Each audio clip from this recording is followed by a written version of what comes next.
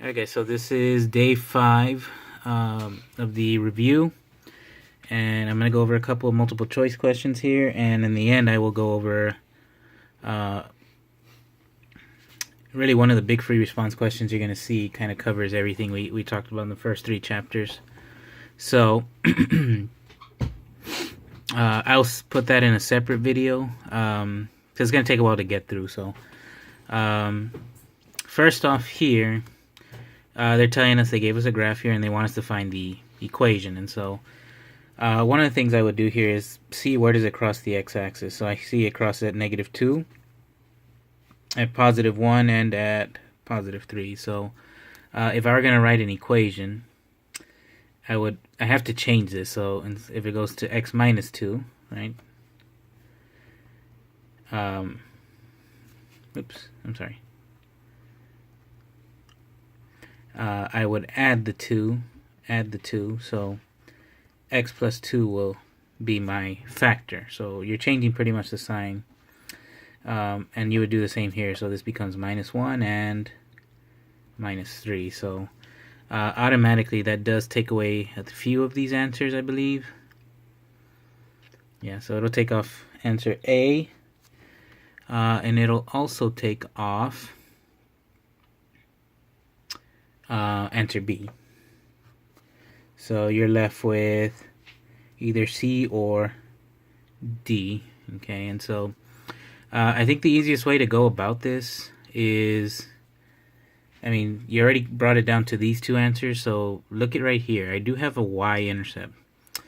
If I were to plug in, remember that the 0, my x value at the y-intercept is 0. So if I plugged in 0 in here, it'd be 0 minus 1, 0 plus 2, and 0 minus 3. Okay, and so if I simplify it, again, this is just this problem. This is -1 times +2 times -3, which is equal to -1 times 2 is -1, -2. -2 times -3 is +6. Okay, so if I look at my graph here, my y-intercept is not +6, so that is not the answer. It's actually answer D. And I can show you real quick again here.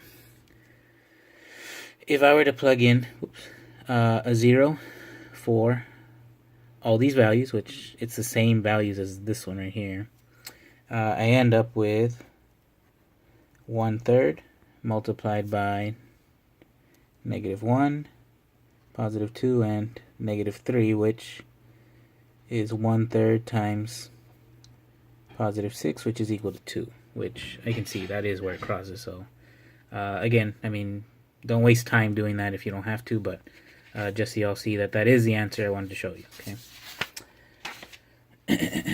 Okay. So next one is composition of functions. So this is putting in f of g of x and all that good stuff. So when I see that the f is on the outside, that means, you see, when I see the g is on the inside, that means I want to plug in g into the f equation. So we're going to look at this. Okay, so this one is, I mean, kind of a little bit hard just because I have to go through each one. So here, I'm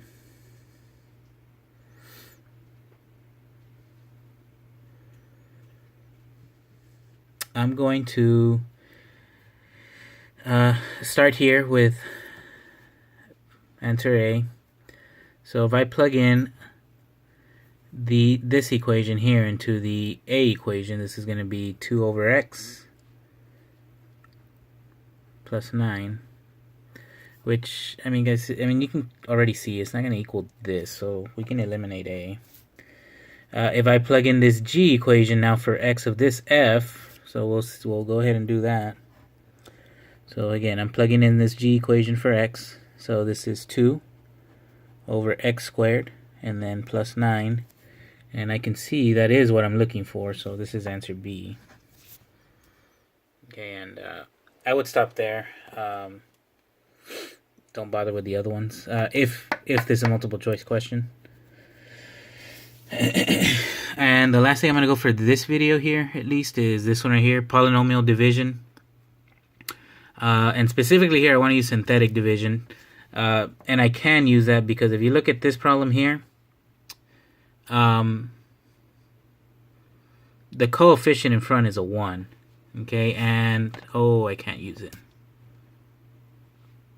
Never mind. I was going to use synthetic division, guys, but I can't because this is squared. When you divide, it has to be to a power of 1. So I'm going to have to do this long division.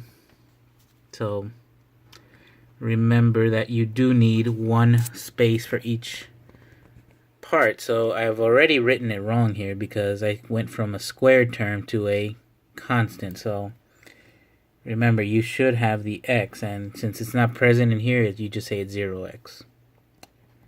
And then you divide by x squared plus, again, here I would put 0x because I'm missing the x term, plus 1.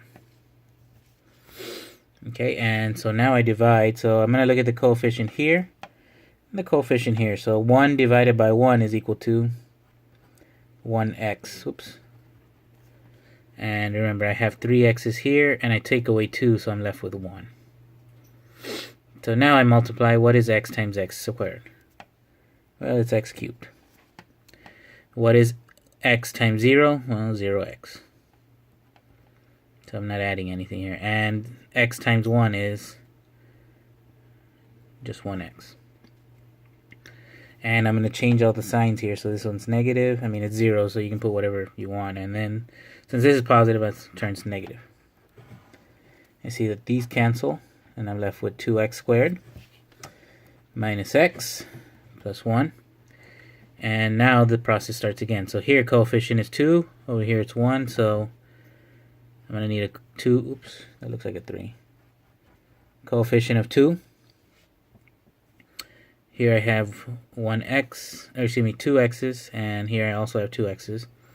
So this is just plus 2. And I'm going to go ahead and do this process again. So 2 times x squared is 2x squared. 2 times 0x is 0x. And 2 times 1 is positive 2. So again, all of these change the sign. So negative, negative, and negative. These cancel, negative x. And then plus 1 minus 2 is negative 1. So this right here is my remainder. And to take care of the remainder, guys, all you have to do is write plus a negative x minus 1, and then you divide it by, well, whatever you're dividing by, so x squared plus 1. And that ends up being answer A. Okay, so again, this one's split into 2 videos, so look for the second one.